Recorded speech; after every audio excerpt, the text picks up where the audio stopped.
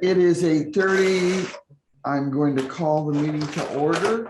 First item is to acknowledge the minutes from March the 13th, 15th, 17th, and 22nd. February. Did I say? All right.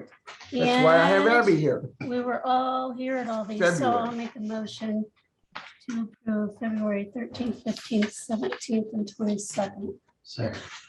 Motion by Sandquist, second by Dimmitt. All in favor, signify by saying aye. Aye. Moving on, I think we're going to meet with the county engineer. Thank you, Dwayne. Good morning, supervisors. Soggy Monday in February, which is, I guess, better than a snowy Monday in February. Yeah.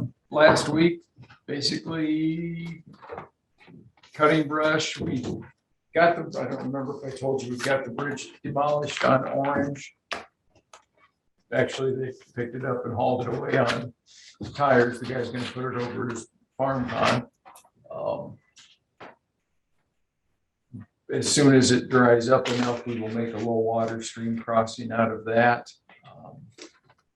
The crews were cutting brush in that ditch, getting rid of tree stumps and kind of the preliminary work.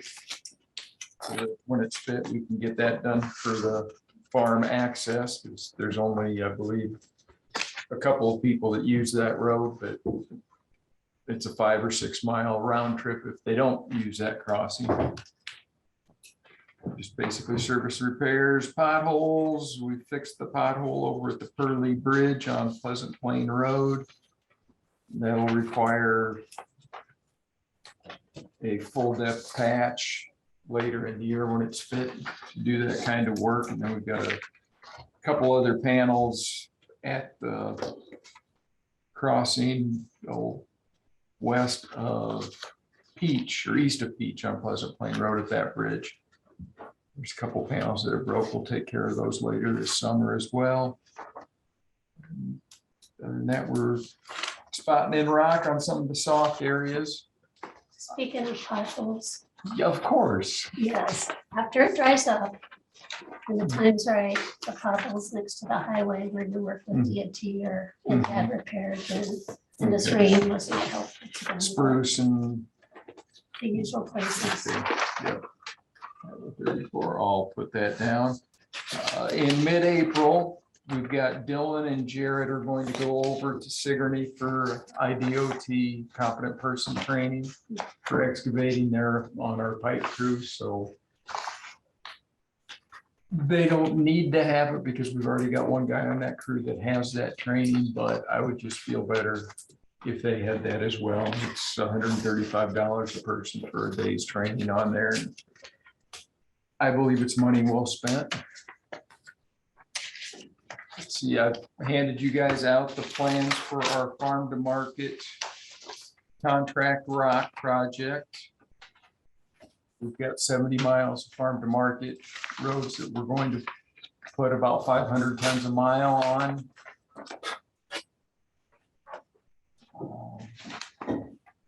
And using this way, we can use the state farm to market funds that we get for this instead of last year. We did everything out of our own funds. We went through a lot of the surplus that we'd had from a couple of years of not doing construction. So this will help us cover those granular roads and maintain our local funds for using on the local roads. I think we're not going to do contract rock for local roads this year because the contract prices we get aren't a whole lot better than what we were getting just as board prices.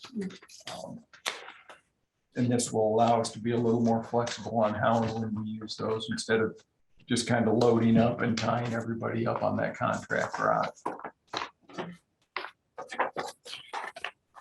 Let's see, and to do that, we need to revise the current fiscal year program through the DOT.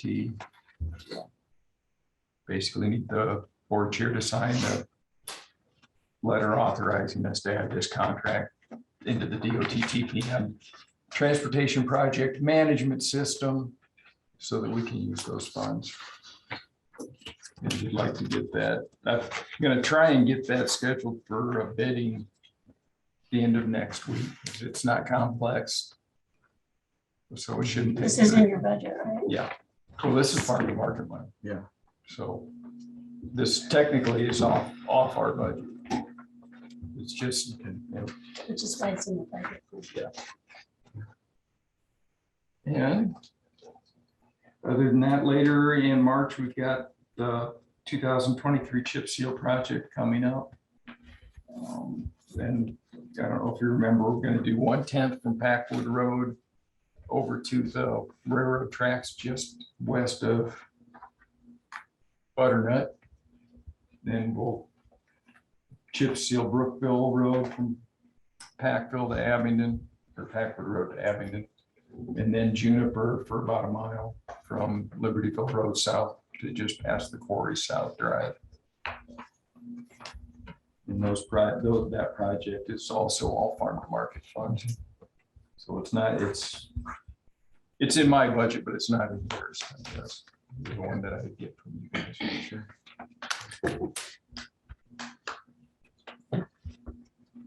And we'll see, other than me being gone next week, and I'll have my laptop with me so I can check emails at breaks and do whatever other paperwork needs to be done after I'm out of class.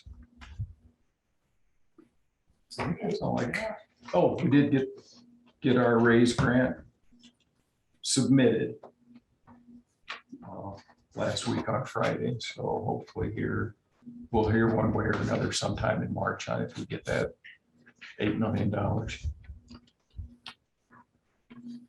That would be very nice. It would be very nice. That road's not in good shape and it needs a lot of love. And if we don't get the grant, we'll You're probably talking from Packwood. from Packwood down to Brookville Road. Okay. It was originally constructed in the 70s and they put a PC overlay on it somewhere in the mid-90s, but they didn't do anything to handle the subsoil moisture. So you're getting a lot of deterioration of the joints on there, and there's just no cheap, easy way to fix that. Is that federal grant? That's what we're hoping for. Otherwise, it's going to stretch out over a lot of years to do a comparable. So to repeat, you finished that, applying for that grant on Friday. We to got find submitted out. on Friday. Hopefully, we'll find out here in March. Okay. Is that part of that, the infrastructure plan? That is part of Uncle Joe's money, yes. Okay. So, and then I wanted to try and get something on Libertyville Road, but I just plain don't have time for it, but we'll get. Now that I know I assume that's going to be an annual thing and there may be more grants coming up. We'll put a package together for that. So that if a grant does come up, we've got everything ready to submit. How do you find out about this? Does that come through from the state? Grants.gov, Okay. the federal website, you can set up basically a search list. So when a new notice of funding kicks in, it'll send you an email. And you can also just go on there and it has a fairly robust search feature that you can enter a search term and it'll pull up everything that might be relevant to what you're looking for. A lot of times it'll pull up things that we're not qualified for. You know, there's a lot of money for underserved communities or historically disadvantaged communities, and we don't qualify for those, nor do we qualify for tribal and that kind of thing. But you know, anything that has rural funding capability, we are eligible for. And that's this current raise grant, half of the dollars are to go to rural projects. So How soon do you think before you know? I would hope sometime in March, but the grant application's 30-some pages with calculations. So I would suspect they have a platoon of people going through grants. So it may be later. They're looking for 2027 for the drop dead date on obligating the money. So they're giving pretty good lead time on project development and setup. Thank you for that, Dwayne. So is there a possibility that we may not get all, but we might get some, or is it all or nothing? It's all or nothing, Okay, I would think. Then the way that project's set up, there's really no way to handily slice and dice it. Thank you for that. I know you spend a lot of time on those grants. Item 2 on the agenda is discuss and consider the re-subdivision of lot 18B of Walnut Lakes minor subdivision, the annexation from Walnut Creek Homeowners Association. say that 10 times real fast. Sorry, if I believe, if that's the one I think it is, they have they have a communal pond in that subdivision. And Sounds good. Yeah, go on. and basically they want to take that little sliver that they show, I believe, is going from being communal to being owned by the adjacent property owner. And they want to change where the property line is. It's not, they're not creating any new lots, they're just readjusting what they have. But the way our ordinance reads, it has to be, because it's already been subdivided, it has to be a minor subdivision. Okay, Basically I think it's more for insurance reasons, so somebody doesn't go in there. okay.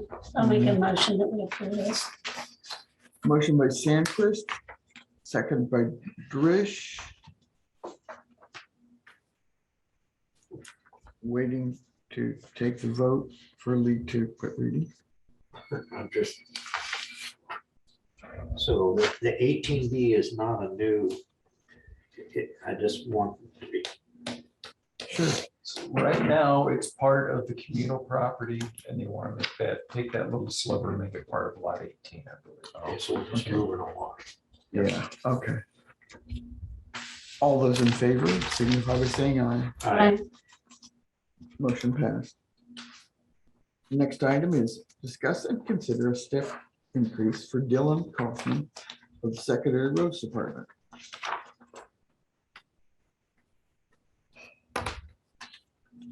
This is just the standard wage increase for, as he proceeds from a new hire to a fully vested or Yep. fully ranked employee.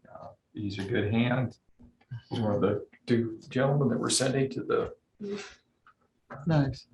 What does, competent persons training. Dwayne, what does Dylan do? What's his title? He's an equipment operator. Okay. Pretty much we have equipment operators and mechanics. We've got guys who drive truck and, Sure. but he works most of the summer. He's on the pipe installation crew. So when we're doing the tank car projects, he's one of the guys on that. And this is a 25-cent raise. No, this No. shouldn't be. It should be close to $1.50. This isn't a roof. This is The base, it was 26.47, So it's 20. 25 cents for certification, and then Oh, what's this? yeah. He has a certification for having a Yeah. Class A CDL. sure. Got it. Yeah, it does. He's going from a step C to a D. Okay. And that's your normal process. Yeah, it's just the normal process. Motion to approve. Motion approved by Sandquist, second by Drish. All those in favor signify by saying aye or discuss. What is it we're approving? Because this resolution says 25 cents. No, you're going to, you're moving him to a step D. What it doesn't show is his previous wage. The 25 cents is what they get for having a Class A CDL. Okay. So we're going- his new wage will be 26.47 plus the 25 cents. Okay. All right. And I believe his current wage is probably 24.95. It's about $1.50 Are we increase. ready to vote? Yeah. Okay, all those in favor signify by saying aye. All right. Aye. It would probably make it clearer if in the future we added what his current wage is. so you guys can We see. really need all the help we can get. I understand. Well, Thank you very much. I need all the help I can get as Okay. well, so. And I don't have their wage steps Sure. memorized. What we pay each step, So. We try to throw one. Item 4 on the agenda is to discuss, consider a pay increase for Carrie Porter, County Treasurer's Universal Clerk. Mine's also a step increase to normal.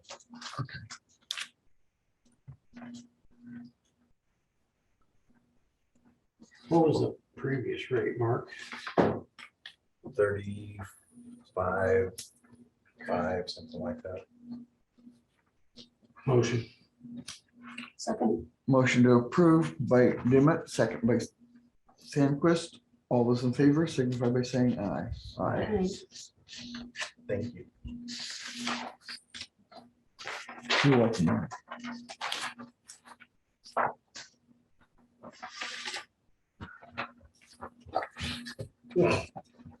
Somebody wants to move up to the hot seat. I know. I'm not increasing wages though. Next item on the agenda is to discuss and consider a resolution to increase listed fines for the sheriff's office. Fees. Jeez. Fees, sorry, Fees. sorry, I wasn't even reading, I I was can't thinking. control the fines. I can't think. Okay, go ahead, Bart. Okay, you should have them in front of you, the ones that we want to increase. We had a fee increase in 16 on not these, but some other ones.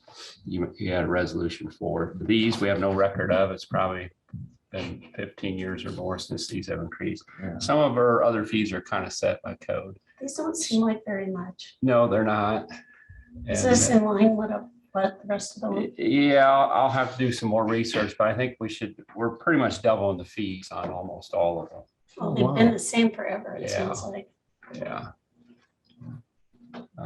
Be So nice. rather than shock it, maybe we reevaluate in another year or something, but I would like, think about doing this every 2-3 years, maybe. So we that don't, would be a good idea. because it seems like on a lot of this thing, it goes for 10-15 years and then Yeah. it's like. oh, Yeah. So, yeah, we can reevaluate in a year again and see, but we're pretty much doubling these fees that we currently have. And it's, Diligent searches, accident reports, sheriff reports, fingerprinting fee, cancellation of a garnishment. We're adding one for modification of an execution. and we're talking anywhere from $5 to $20 per item, so it's not a huge amount, No, it's not a huge amount. just in case people are interested. 20 for searches, 10 state accident report, 5 requested sheriff report, $10 card for civilian fingerprinting, $20 for cancellation of a garnishment, $10 for modification of an execution. Bart, my question to you is this: how many of these do we really do a year? I'm just curious. I'd have to get you the exact number. I mean, but even jumping the fees, it isn't gonna generate that much revenue, a few But still, $1,000s. yeah. So, Maybe next budget cycle you can bring Okay, that. motion to approve. okay. Second, Motion by Drew, seconded by Sandquist. All those in favor signify by saying aye. Do we have undiligent searches? I'm just curious. Okay. Those are cheaper. That's what I was. All in favor signify by saying aye. Aye. aye. Motion passed.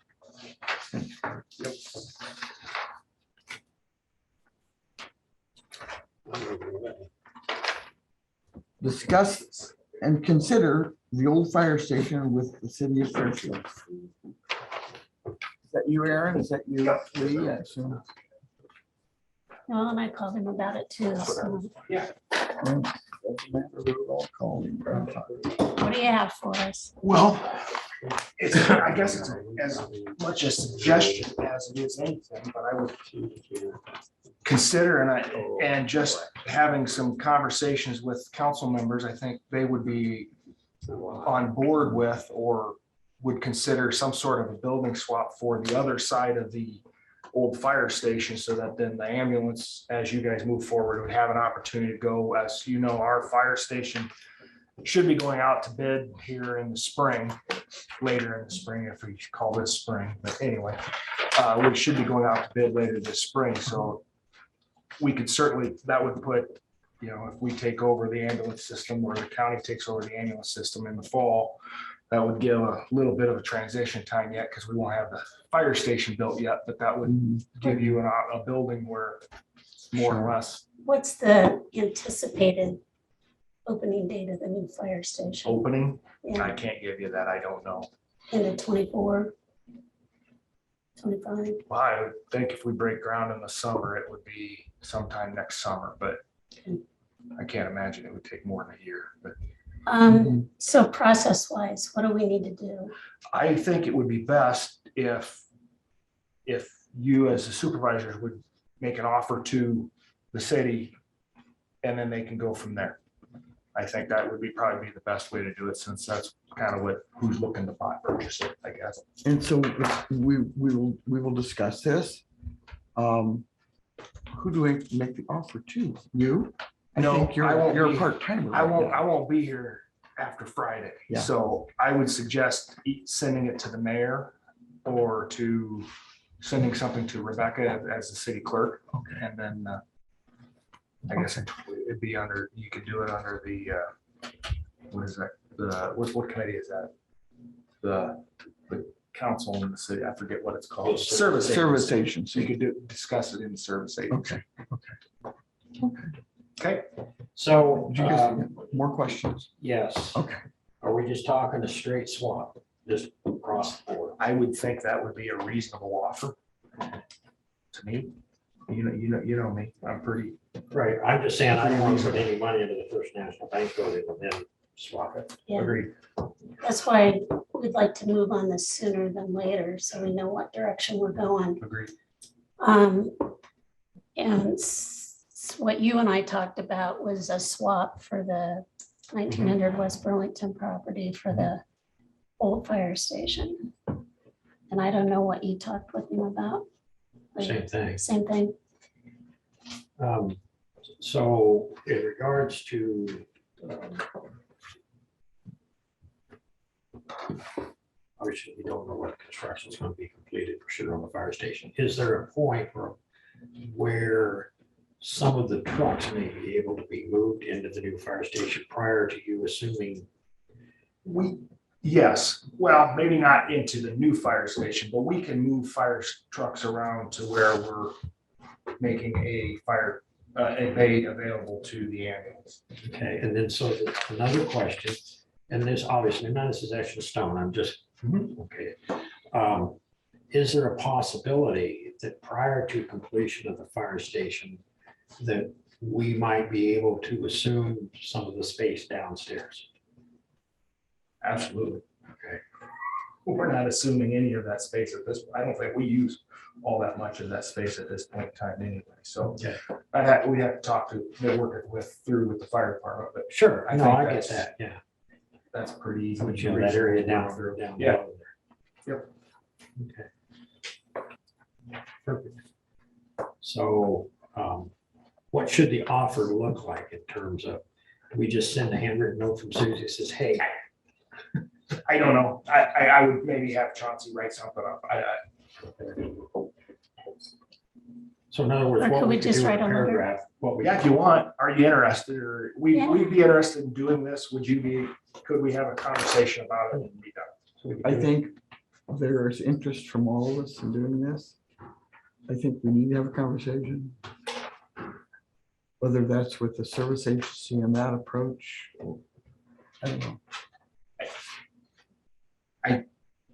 You guys can request a meeting with whoever you want. I mean, I can't tell you who to go talk to for sure. It's, Who would be in theory in charge of that process? You have committees, you know, your ways and means and so on and so forth. property committee is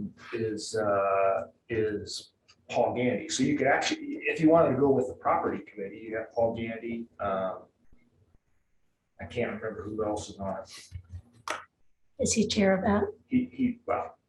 Yeah, he would be the chair. Okay, And then there's two others, I can't remember who they are. what I would recommend is Susie draft a letter, send it to Paul and the mayor. Sure.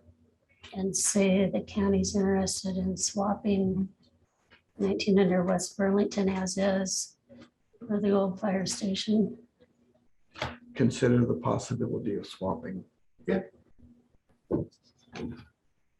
And then what do we have in that? Should we, during our conversations, I guess, which would obviously involve fire department hierarchy about being able to utilize that lower space? I don't think that would be a difficult conversation whatsoever. That space is underutilized, as we've talked about for a number of years. Okay. Because there is, you know, Or it'd be a great storage space. Brett took me a tour down, gave me a tour of the fire station and the showers down there and everything. And so there is equipment down there that belongs to somebody, you know, like, Was it? yeah, Probably the fire station, yeah. so assume, or fire department. But maybe getting closer to the crunch time, because I think we need to, if we consummate this deal, I think we need to potentially before there would be some changes that we would have to make, and maybe some reconfiguring. At one point in time years ago, that downstairs used to have a kitchen.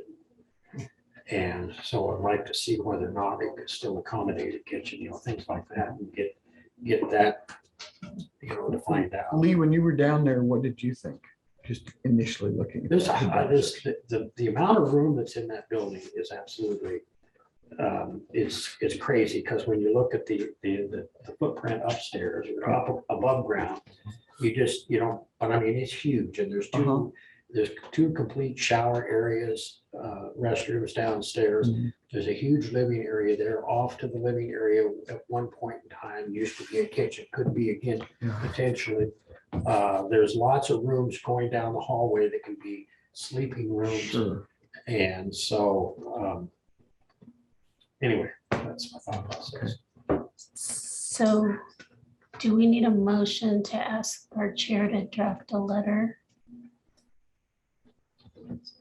on that, to discuss and consider? Yeah, I would, since we can consider. I'll make a motion to ask our chair to draft a letter to the property committee, Chair Paul Gandy and Mayor. Boyer. Yeah. Oh, I just wasn't gonna say the name. Oh, okay. To discuss. I will discuss I will just, So, I will put together a letter to Connie and Paul based on their positions to start the conversation about doing the swap. There you go. Okay. All those in favor? and maybe when we have a meeting, we can meet at the old fire station. Oh, I live for that. We'd like to make this happen as soon as possible. Absolutely. On another note, thank you for what you've done for us. At any rate, we're gonna miss you. Thank you. I'm gonna miss big conversations with you. So I good luck, appreciate and that. Carol. Thank you. Safe travels. I wish I got something to throw at Stacy. You're gonna get more winter up there. Yeah, but they don't have any snow on the ground there right now compared to my brother and Spencer. Really? Oh, they're. Spencer's up north of Yeah. Highway 20, Carroll's south, so I Yeah, think there's yeah. a dividing line there. Till you get moved there, That'll be next week. and then there'll be snow. Yeah, then it'll come down. Oh, Yeah. yeah, you're probably right. Yeah, that's how it works. Thank you very much. Thank you. Appreciate it. Take care. See Kate and Clark? That was nice of the shop. Oh, yeah. That was a shot. Yep. Next item is to discuss and consider dropping cowbell insurance. Just can't believe that that's the name of the insurance. Well, we're a small rural. Well, no, community. I get that, I do. But my, what is this? That's a financial commitment. This is something else. My take on this is, the original was 15,000 round figures, they dropped it to 13,000 round figures. With the first $50,000 of cost has got to be borne by the county, and frankly, that's not much in the way of insurance. At PCS doesn't consider it a valuable commodity either. And if we're gonna have to pony up $65,000, I think you just could doggone near replace everything in this building for $65,000. I think this is cybersecurity. It's more like if we get hacked and a ransom thing. So it might be something worth a conversation before we cancel it, to talk to our insurance providers, and PCS maybe together and see.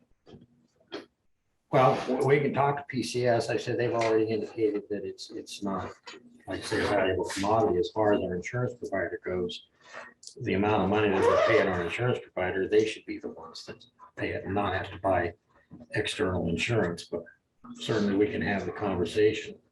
I just don't see any value in it, not for that kind of money, not when we have to pony up first 50,000. And I get deductibles. I mean, I have a deductible on my insurance. I get that. Sure. But insurance companies put deductibles at a certain dollar amount simply because that protects them from liability and risk, which tells me that, and again, I go back, you know, we store everything off site. We have backups, and I don't know, but I'm for asking PCS to come if that's what you want to do, to talk, but I'm not in favor of keeping it. So you're saying you would like PCS to come and give us, No, I'm saying that I would cancel it today, but if that's what you guys want to do, I'm okay with that too. Dee, what do you think? I think it'd be helpful to know whatever PCS has told them, to have them tell us. I think the sooner the better, if we're gonna listen to PCS, the sooner the better, and if we like what PCS says, we cancel cowbell. Yeah. That being said, we do have a meeting on Thursday morning. We could give them 5 minutes to talk to us about this.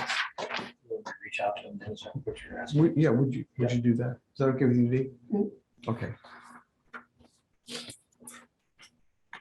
Okay, let me see here. Item 6, discuss and consider the resolution of financial commitment to the AHEAD Regional Housing Trust Fund. This is the annual normal per capita, $3,133 is the total. So motion to approve. Second. I have a motion by Sandquist, second by Dimmitt. All those in favor signify by saying aye. Aye. I'd like to, just for folks that might be listening in the room, Regional Housing Trust Fund provides a significant amount of funding for individuals on their property, as well as Habitat for Humanity. And it's basically state dollars, and they use our per capita, which in this case is $3,133, to meet the percentage requirement that the counties are required to put in. But any resident in Jefferson County can apply for funding from Regional Housing Trust Fund, and I don't know what the interest rate now is. It used to be 2%, but then there was 0%, and then there was also, it wasn't an outright grant, but it was deferred until the property was sold or something of that nature. Years ago, we helped fund the Loudon Building project So there's a lot of money that's put back into the community. And the idea behind it is that it enhances property. So if somebody needs a roof or somebody, that increases the value of that property, and it helps people who have incomes that are such that they may not be able to afford these. And so I think it used to be up to $12,000. I don't know. what it Yeah, is now. it's all right here, and it's for people that meet income guidelines. Rent utility assistance provides up to $500 one time per year to individuals earning 30% or less of the median family income. To prevent homelessness, owner occupied rehabilitation provides up to $12,000 in mortgage loans for improvements to housing units, and that's 0 to 2% interest. And again, this one's 80% of median family income. And new housing development provide low interest loans to builders that construct housing units to serve individuals earning up to 80% of the median family income, up to $6,000 per unit max. Unit maximum 24,000. So it's to help people on limited incomes. And then, and D sits on the board, and then the board can also vote prospective projects, so they can contribute higher than that to special projects. That was a development in Oskaloosa several years ago that they contribute to. So if the money comes back to the county 10 times. So,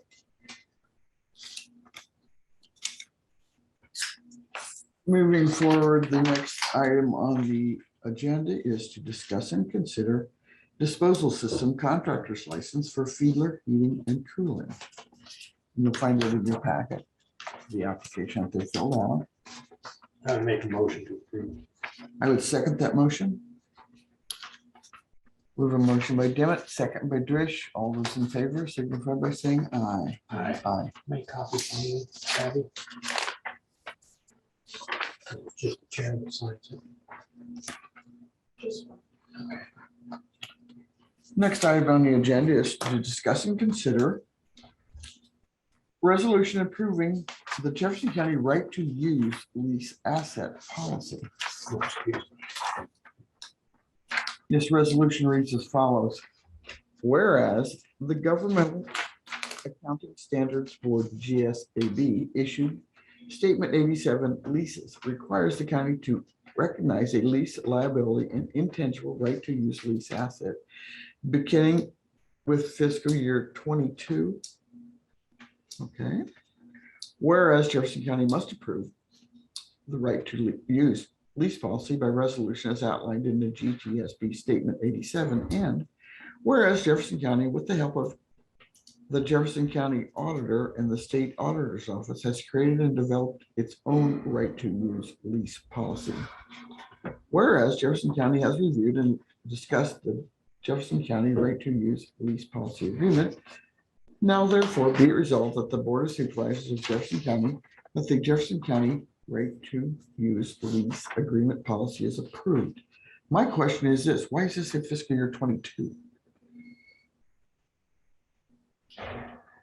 And if you look at the actual policy, which is the next page, it has beginning July 1st, 2021. So it'd be helpful to have maybe the auditor come talk to us about this.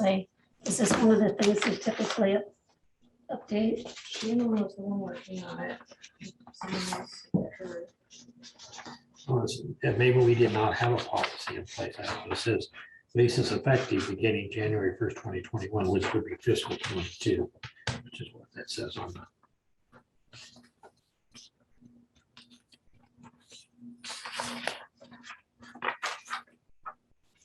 It'd be helpful to have some context because this is the first time we've seen this.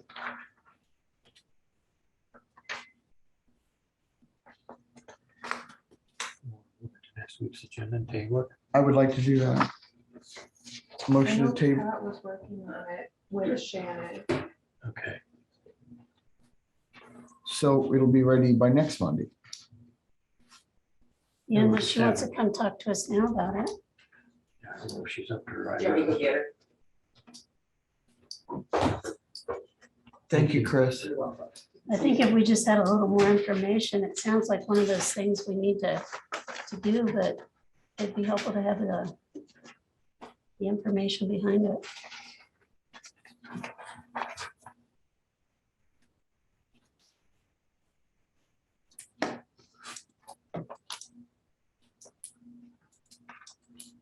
And it looks like at minimum, the classes of underlying lease assets would be right to use leased land, leased buildings, leased equipment, improvements other than buildings. Hi, can you tell us about this right to lease?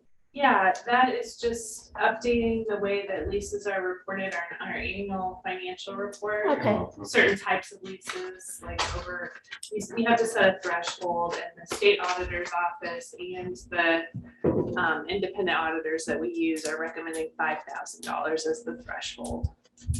okay. Shannon, I was just concerned about the dates on here, because Yeah, that's when it was supposed to have been done. It's retroactive. Okay, The auditors, so this should have been done yes. on June 30th of 2021. Yes, and 2 the years auditors ago. have already shown it in the annual report, you just hadn't done the resolution. So if you don't set it at 5,000, they'll have to retroactively change some of the reporting. so where in, I don't see Where's- $5,000. that? Oh, wait, here, way down here, it says all the right to use Oh, I lease see it. assets We that are found it about now. 5,000. Okay. Thank you, it's very helpful. Motion to approve. Second. Motion by Jim, second by Sandquist. All those in favor signify by saying aye.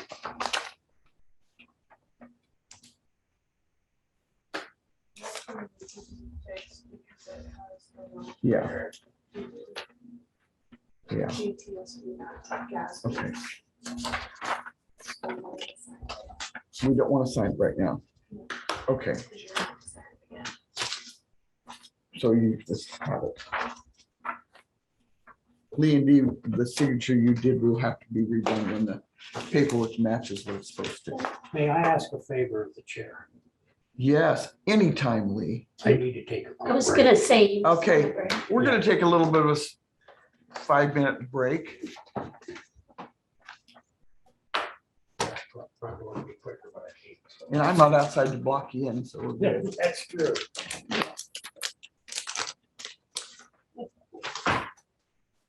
There's the new ones.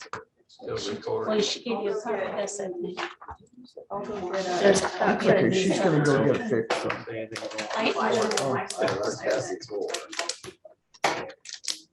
Like, so my, Hi. my stuff, yeah, changed that. And that's like, Yep. I work on it.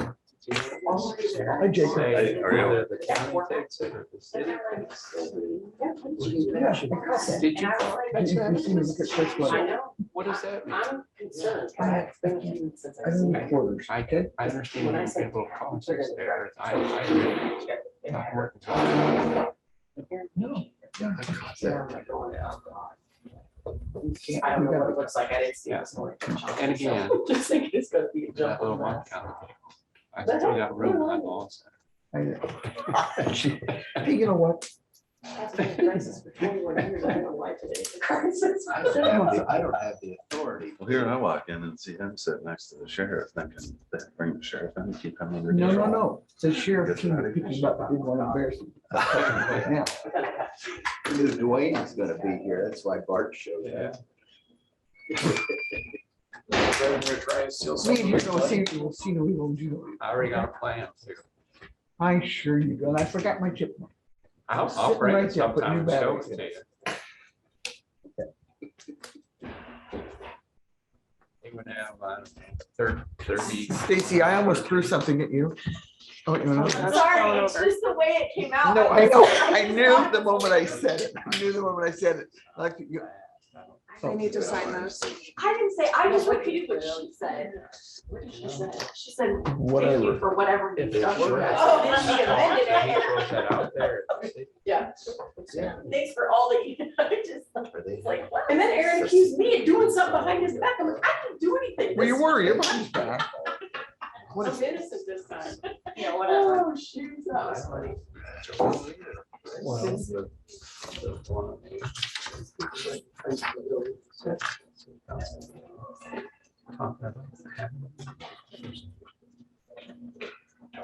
Are we still on Zoom? Oh, we're still on Zoom. Back to Jake. but he got a license, we don't like it. Yeah. That's true. So I did sign, he already signed it last week. Lee, sign that. Please. It goes with this. Going over this. I thought when we turned that thing on, all the dust went to the. And I said, For is it direct- the dust? Oh, they need to sign all this stuff? They find a website. We're in trouble for having here. That all stuff all goes together.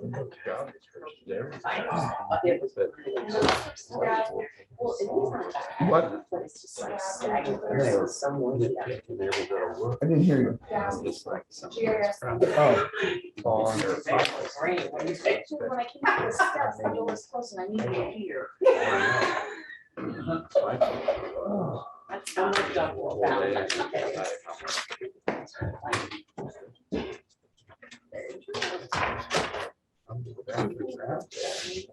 Oh, in a minute, if you want to talk.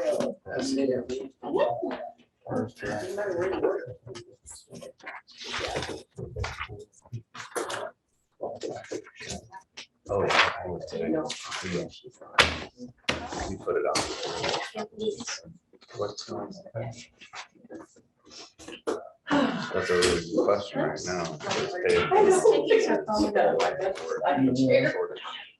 And we've lost a third of the workforce. So.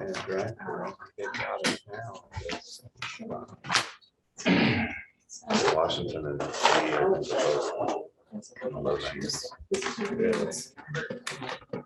I know faculty now, they just hired their new director. So. this one. I don't know. 75. So that's about what I was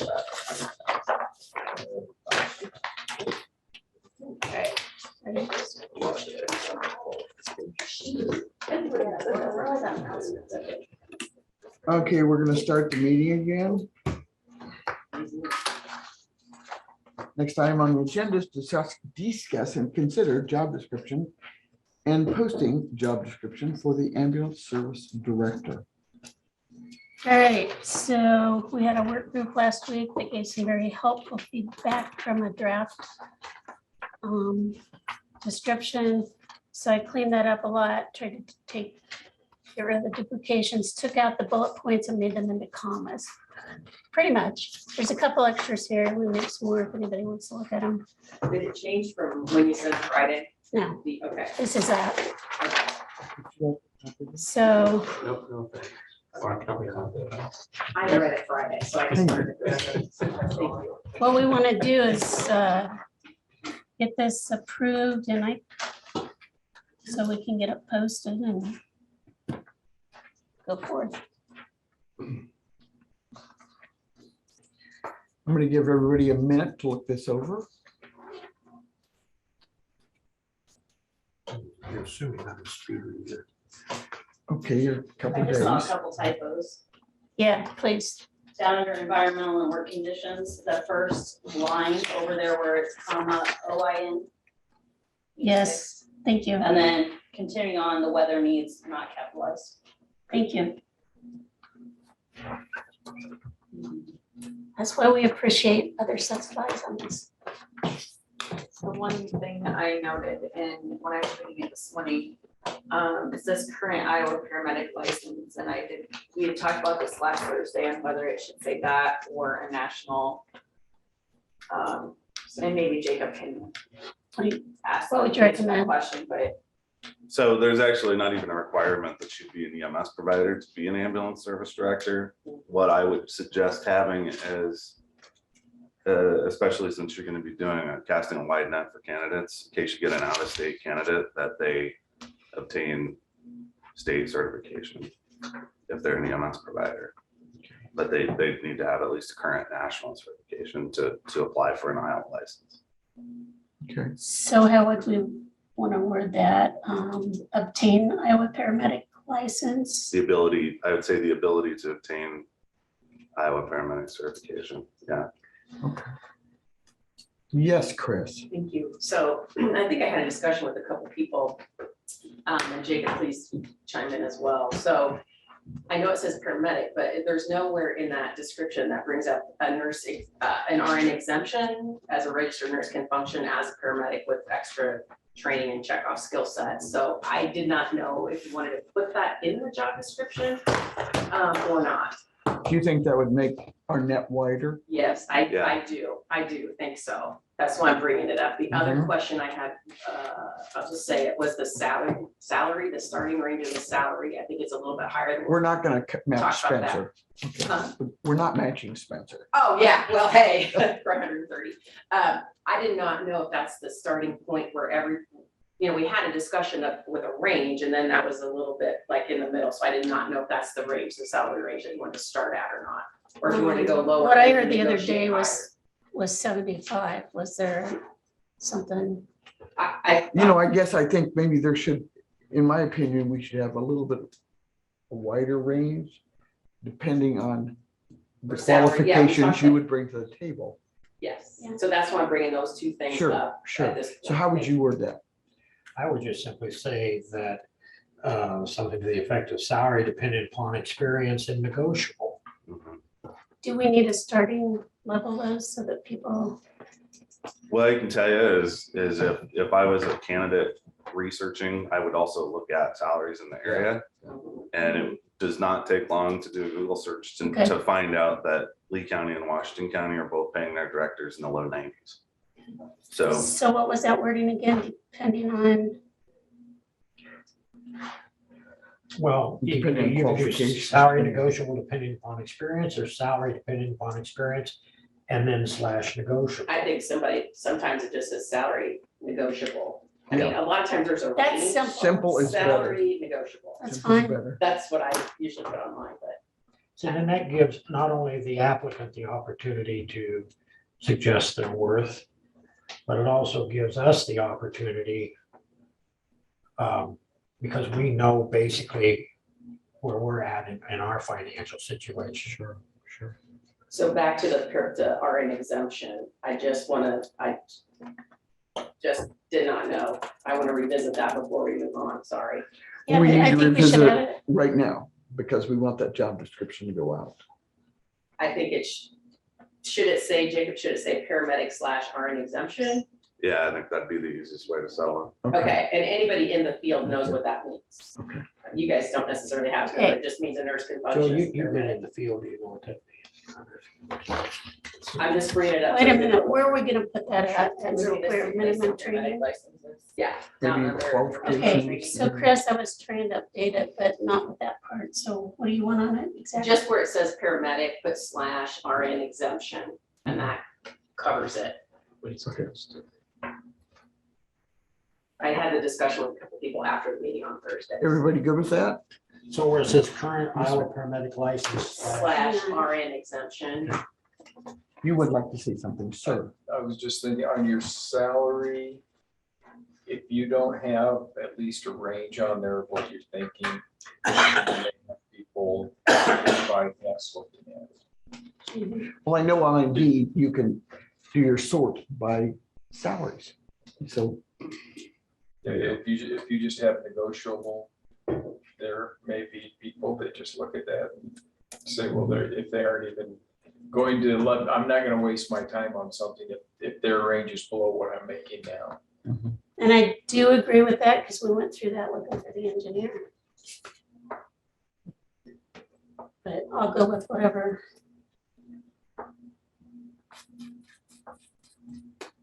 What's it say? What did it say? Because the other day we talked Just 60 put to 80 range, and then yeah, this says 75 minimum negotiable, so Well, that came yeah. from. See, the I other don't like, I guess, my personal take is, I don't like the word minimum. Yeah, You know, so I'd rather, Yeah. if you're gonna put dollars in there, I'd rather have a range.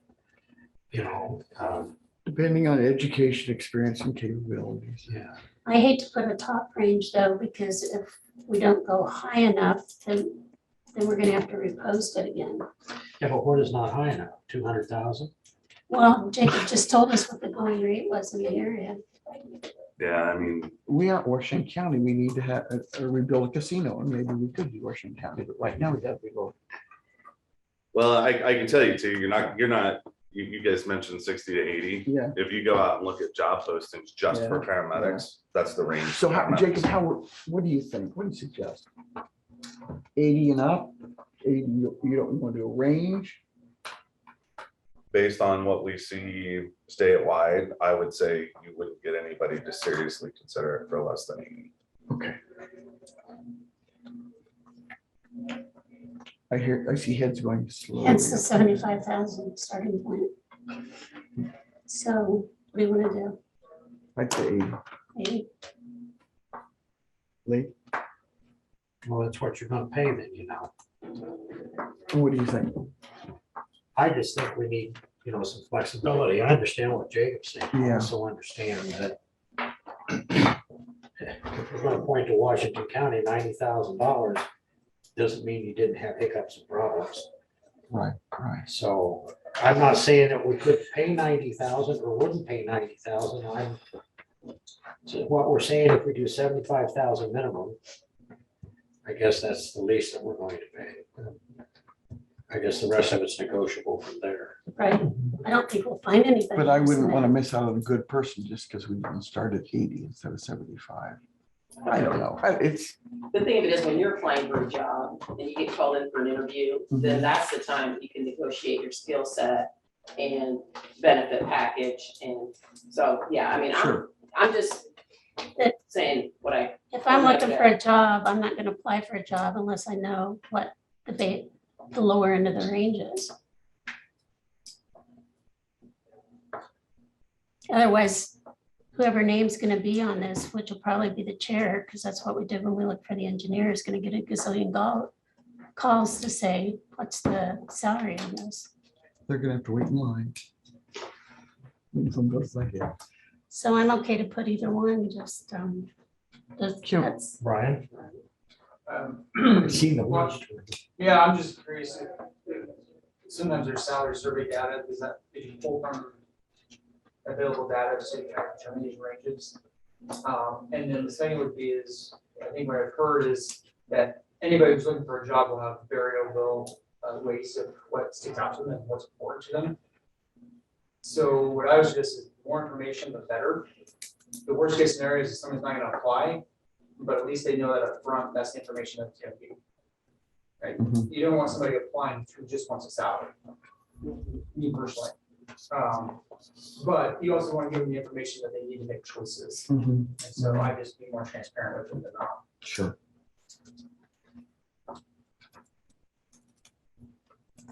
Well, then I guess, you know, what I'm hearing the professionals say is that we just leave it at 75 and go from there with the negotiable. put 75 negotiable, okay, Okay, where are we at now? slow down. We can Yeah, I think negotiate it was- down, right? What? sorry, we had misspoke. No, I just said we can negotiate down. I think this Negotiate up. job description looks very good with coming out of the work session, so thank you, Dee, for that, looks good. And You one know, reason I that's brought- my committee report for the week.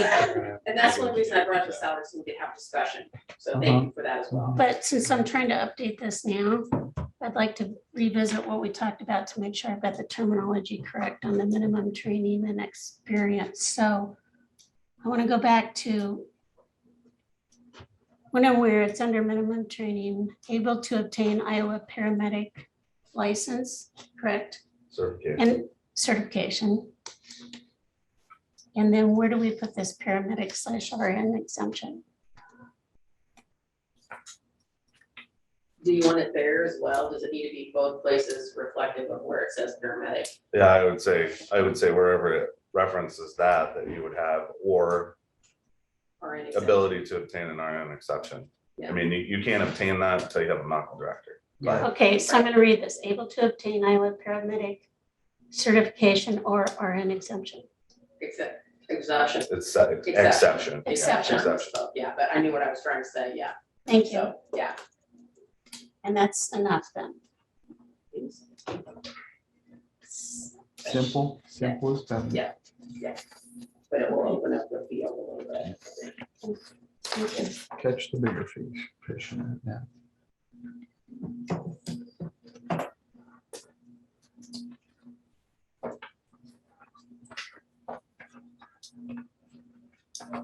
Then I've got those couple typos to correct. Anything else we need to?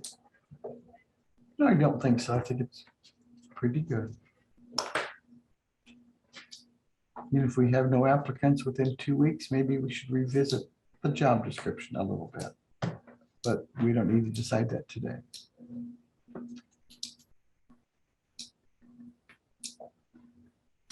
I make a motion that we accept the job description With corrections. with the corrections as stated for the ambulance service director Second.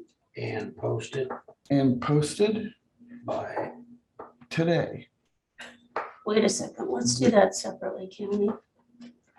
I don't think so. No, I'm fine doing that No, today. no, I'm just saying, I don't think you can do it separately. I think it has to be in that motion. Okay, well, that's fine. So are we gonna talk first about where we're gonna post it? Yeah, that's fine. All right. Then When I Jake, withdraw my motion for the current time. Okay. okay, so I let's knew it talk was through that Bart's part. fault. So, jobs is caliber, I really like Indeed. Mhm. I also think there are medical places that you guys could speak to about what. Can the hospital help us out with posting anywhere? Usually there's probably a state association Yeah, website that we. Yeah. use job So Jacob, boards. what are you doing Jacob for sent the me next that 20 years? email the other day. What? I said, what are you doing for the next 20 years? This, Oh, right? I see, okay. I'm gonna tell you that part of the reason that I'm not an EMS director anymore is workforce is changing and it is truly a 24/7 job. I was married to my cell phone even when I was on vacation.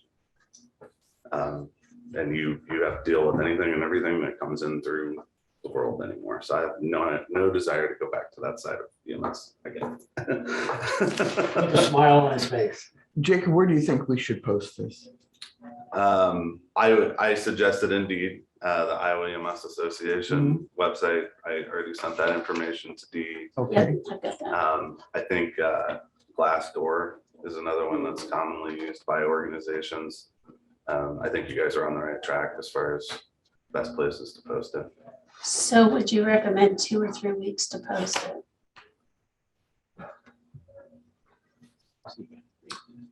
I would say, I'd say post it till filled. yeah, I mean, realistically, leave it until it's over. You know, because gives us the flexibility. If next Thursday we get 3 jobs or 3 applicants already, we can look at those. But we You have know, to if keep there's- it posted for 10 days. When I had a posting with Jack just last year, Mhm. he said you can have the ad say posting, or you can open till position is filled, Correct, and you didn't have to have a cutoff date. correct. But my question to the group is are the applications going to Susie? Well, that's, this morning I worked on that piece and I Okay. just. I would like to send it to me.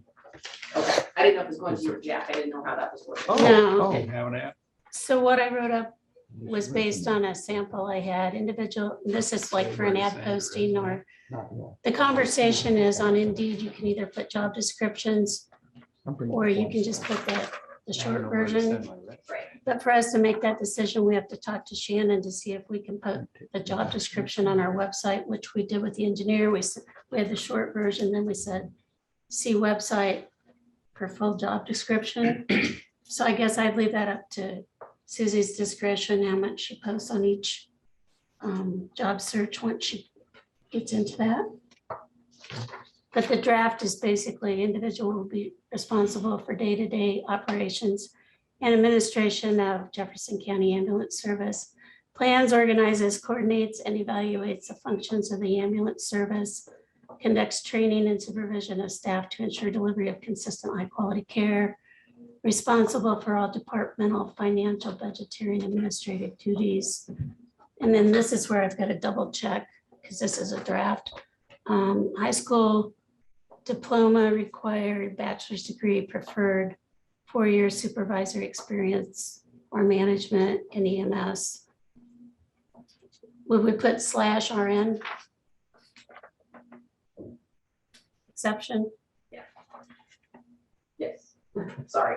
I think any applicable healthcare management experience, you're effectively running a business, and it's a very unique business in that you're instituting a fee for service, but as Brian can attest, what you bill is not what you're gonna get paid. So you have to kind of understand that aspect of it and plan accordingly, budget wise. So, and that's relevant to any healthcare management. All of healthcare works that way, so. So yeah, that's the short, or we can just go with the full job description everywhere, now that it's less than 2 pages. What do you guys think? Be easier just do the job description. What do you think? Oh, Chris, you can't be this quiet. You're never this quiet. I posted a whole job description when I was thinking to hire somebody, and I shared it on our Facebook page too, because then other counties pick it up and share it Sure. as well. sure. So when you guys get it ready to go, I'll be happy to share it on our Facebook page as well. So, So Chris says full job description. I mean, it's not as long as it was. I think it's fine to do either way. Sure. Like if you're putting an ad in a newspaper, which costs the significant amount of money, then you put the synopsis in there and reference them back Correct, to the full correct, job description that's posted Right. someplace. But on social media or online, it's, I'm printing 3 jobs with a revised description, or 3 copies with a revised description. If I'm looking at this corner, if you want to wordsmith it and make sure it's okay now. Here, we'll see, no, we're going to do no. it's No, you're here, no. That's scenery in the middle and do no equals on the side. you gotta. So we'd also have to include in that link or something, send resumes to, and then put your email address. Sure. The county. email. The county. email. Yeah. Oh, sorry. Ethan's. Jay, you want to see this? You can share it with her. Yeah, You want to see?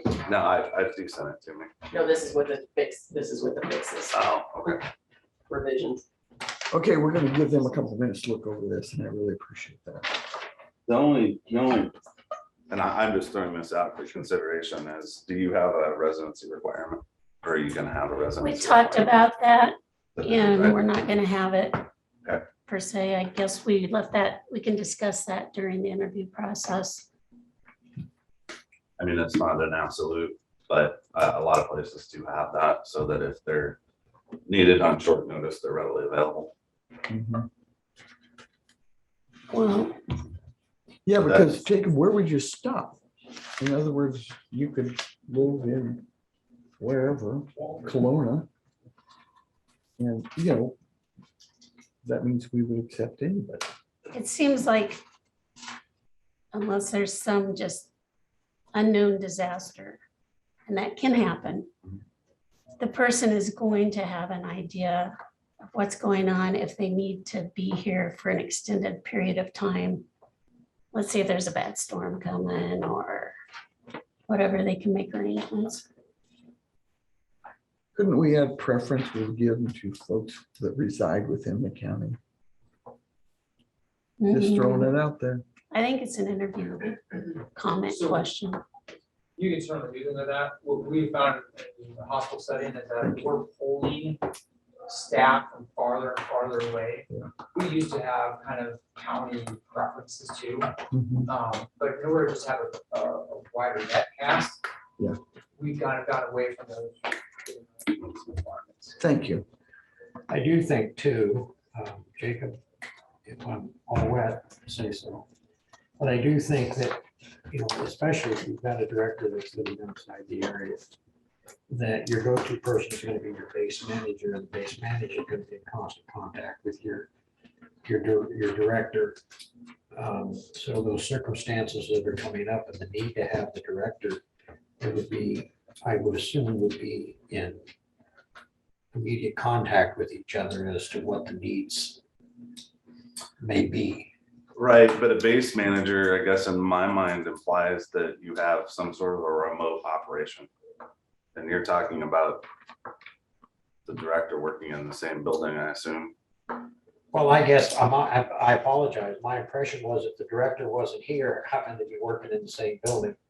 Are we gonna have them commute from wherever and pay 100 cents a mile? I mean, no, exactly my point. So my point is that if you're not going to have the director here, what is the requirement for the director to be here then? Well, I mean, typically, that's usually an office position. But I can't think of any place locally where the director doesn't work directly with directly oversee the That's EMS what I'm crews. saying. So if my director lives 200 miles away, it goes back to what Susie just said. Where do you then stop?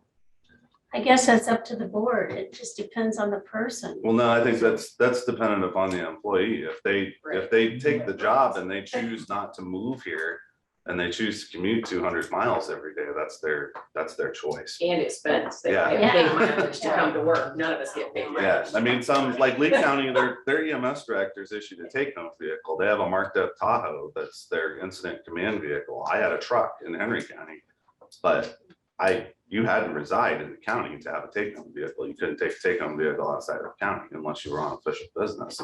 I see it as the same thing.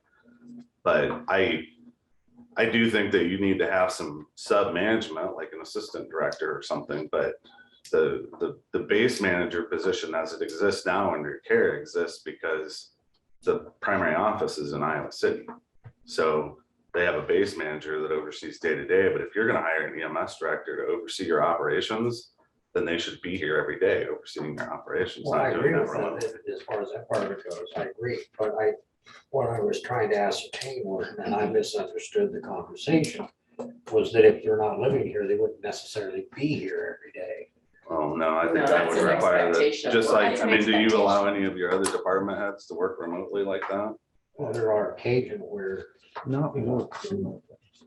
But I mean, do they have an assigned office that Yeah, they're yeah. ideally supposed to be in yeah. most days during the week? Yeah. I wouldn't hold that EMS director to any different expectation. And I agree. I think the job description of what you expect from them is, it just allows them to make choices whether they want to live here, or Tumwa, or Mount Pleasant, or Washington. Or if somebody that's flying from Mount Pleasant, they want to work here, not require them to move. You know, so just provides some guidance, right? Right. Your job description, what you expect from them, if you expect them to be here every day, then that's the job. That's what they have to accept. Mhm. However, they set up their living arrangements is what they'll do. I just asked about the residency requirement because some places do have a requirement that you'll reside within the boundaries of the county. That was brought up the other day during our work session. I don't necessarily think they'd have to be within the county.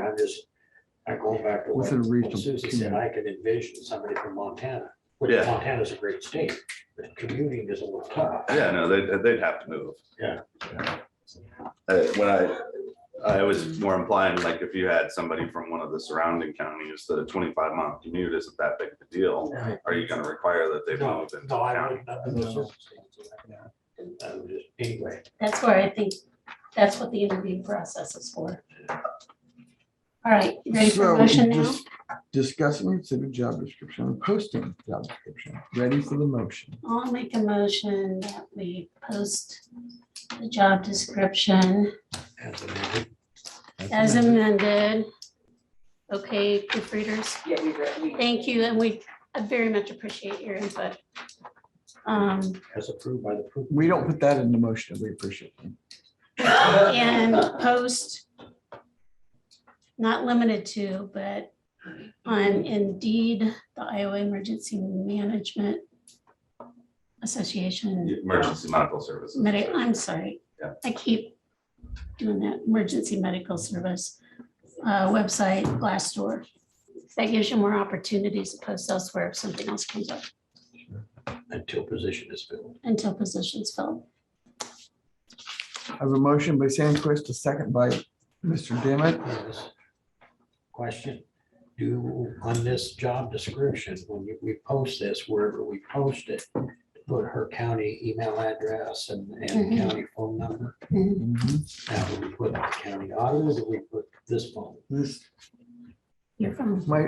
this phone or my phone, it's either one.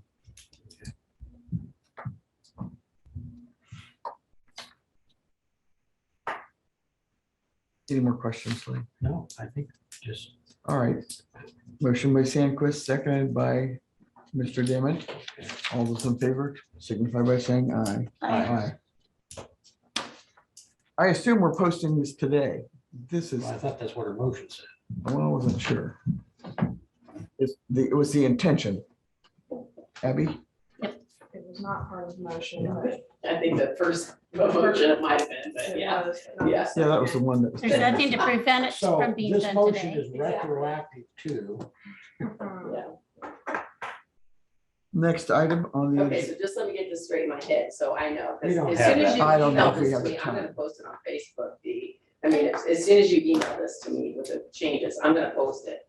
So I just need to make sure on my Facebook posting, it says, send resumes to Susie Drish with your work email and the supervisor office number, is that correct? Or do you want your cell number on it? we could have my cell number. Cell number, okay, because Okay. as soon as I get, I'm gonna post it, so I just wanna What- make sure. What I had put on this draft position description was, please submit cover letter, resume, cover letter and resume, email to Susie@jeffersoncountyia.com. Contact Susie Dresch at, what's her phone number for more information, her cell. Can I have a copy of that, so I can just like. And then, And if you can email us, we'll do it on our Facebook. Thank you guys. and then I think we need to, I'm sorry. And then I think we need to include those applications accepted until I just wanna make filled. sure I get the verbiage right before I share it. I'll try to do it. We'll Yeah. go over it very slowly. Wow. Okay. Never assume you know what someone's gonna be saying. And then the other thing that was in, it's in the job description, but this really points it out. Complete background check and post-offer physical and drug screen required. Should we put that like up at the top of us or not? It's in the, I think every job, I mean, Mhm. hopefully that's an expectation, yeah, like that's just, Yeah. we're Yeah. used to that, yeah. okay. It should be in here. I'm looking for where it is. Hey, Chris, do you guys do the OIG check when you hire people in the public? Yes, we do, Okay. we do. I don't So know the if county everybody knows how to else do does. it, And then because I that'd be think- one thing that you'd have to do for this position. Yeah, we do, but I don't know, we'll have to have that conversation, then we'll do another background, employee background check and all that stuff as well, so. Yeah, especially if you're gonna be billing insurance, you're gonna end up with a problem. From anybody.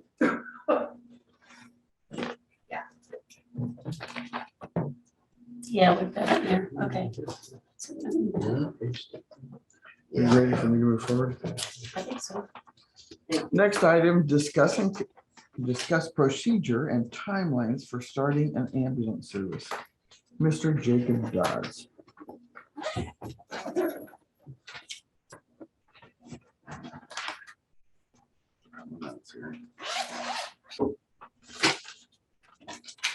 So you'll forgive me, I just kind of put some stuff together, just kind of based off of the conversation that I had with Dee the other day, but I guess really the kind of the question for the group is, are there specific questions about what the timeline needs to be?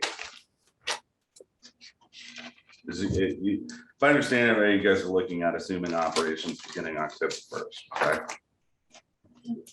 well, that would be preferable. Okay. It doesn't mean it won't happen before that. Okay.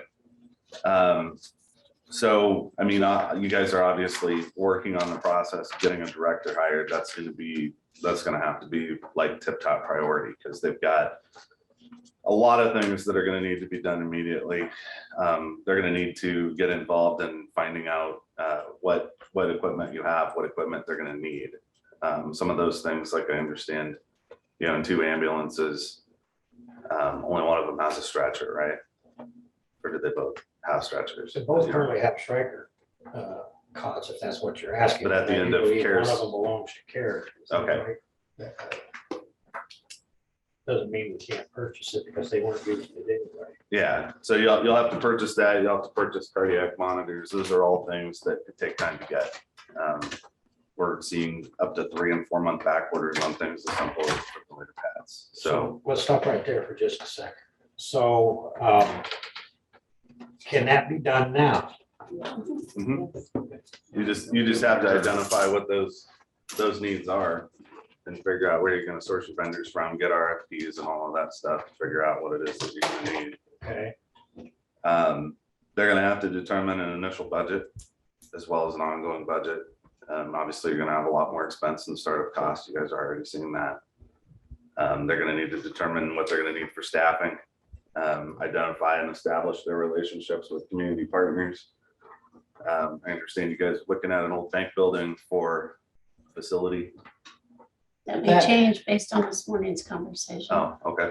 Well, we did have design services contract, and Mike Nolan went out, and so we have plans drawn up and ready to go. And that's why we said we've got to make a decision on this building one way or the other, because we want to start on the inside immediately, and as soon as weather allows, we'd start on the outside. We're estimating somewhere between 360 and 380,000. So if we can make a deal on the fire station, I think we're big dollars ahead, because it won't take near that much to do what we need to do there. Okay. Yeah, because they'll want some input on the final design of that.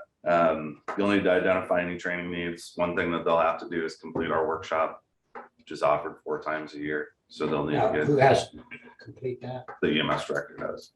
Okay. When's the next one? The next one is in July.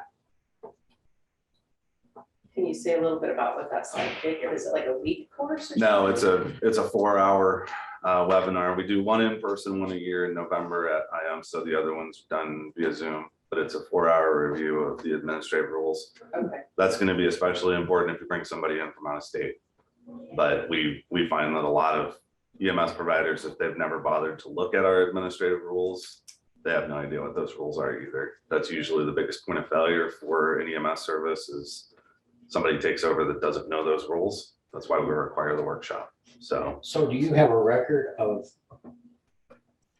providers or directors in the state that have taken that recently, so that if they came, we could say, have you done this? we issue a certificate out for it, for them to prove that they've had it. Now, they do have to do it every 3 years. So if they haven't done it in 3 years, they need to redo it again. So, sorry, is there, I assume, a registration for it? Mhm. And cost, and how fast, can we go ahead and pre-register? Yeah, you can pre-register, but ideally it would be, because you have to have an email address to register. So, and the certificate is issued to the individual person. And you can register the day of, and there's no cost associated with it. We do it So for you free. don't fill up and turn people away? No, Okay. no. You don't have a date though, just a month. I'd have Sorry, to look on our I'm just asking website. questions for I us. want to say it's July 13th, but I'd have to look at the website. See, That's okay, it's on the workshop section on our website, okay. and that contains the link as well to register for the courses. You'll see initial and refresher. Initial is what they'll need to do unless they've had one before. And then the refresher would be what they want to do. The content's different, so. Thank you. And then does the service by the county not allow to start until that's been done? It has to be done within a year of appointment. Okay, so they could start to Lee's point, said when it started May or Yeah. June. Yeah. They're ready. Like, Yep. we're okay. You also want to identify additional management needs. You know, are you going to do billing in-house, out-house? So will you need to hire somebody internally to do that? You know, are you going to have an administrative assistant, assistant director, supervisory staff, any of that kind of stuff?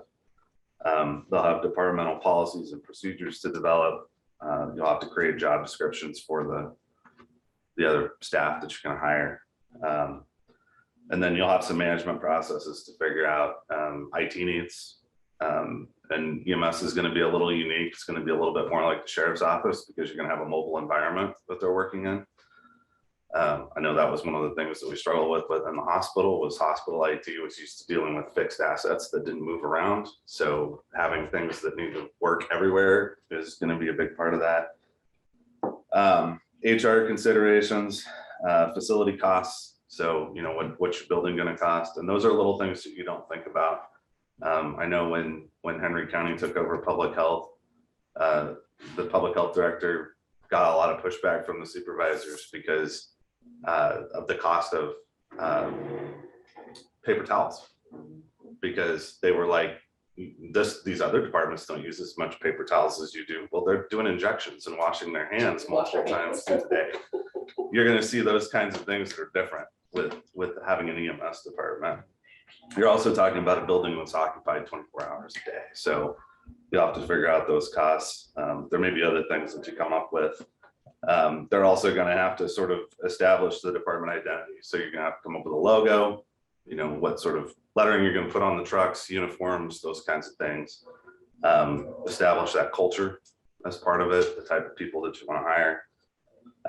But that's why that's just a short list of things that they need to start taking on, which is why it's a good thing you're moving forward with getting a director in.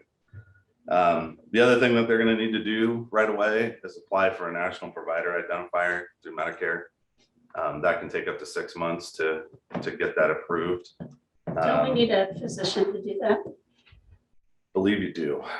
So that would be one of the first things too, is identifying a physician to serve as the medical director. So Can we do that before we hire this person? Mhm. Yeah, there's any reason why you I couldn't think do we're that. working on it right now. I will tell you too, the other thing to consider with a physician is we get asked the question a lot of what's typical to pay a medical director. I can't tell you. We still have a lot of medical directors in the state that are doing it for free, but that's mainly because they took the responsibility on many years ago and they've just continued to do it. As new medical directors come on, it's not uncommon for them to ask for some sort of a stipend or a salary. Now, it's a double-edged sword because within Iowa law, they're afforded certain protections if they do it uncompensated. They're considered a state volunteer, so they get to avoid a lot of liability as the medical director, where once they get paid, they assume certain liability under their malpractice insurance.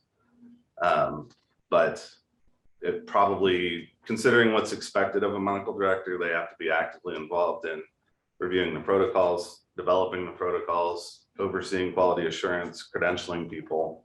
Is there a job description for them anywhere? Yeah, I think I'll send it to you. I think I sent that to you originally, but we have them sign a document when they assume that role that acknowledges that they know what it is that our state requirements are as a medical director.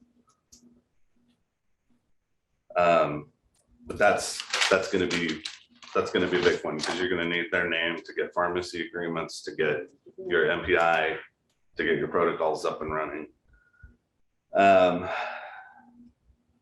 If you're gonna contract out your billing, you're gonna want to put out an RFP, because there's multiple companies that do that. They're all gonna charge you a percentage of what your total revenue collections are. So you're gonna want to make sure you're getting the best deal.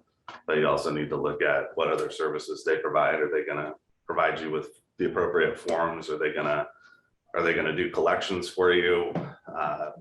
How aggressive are they with collections? I mean, those are all things that you're gonna want to identify through that.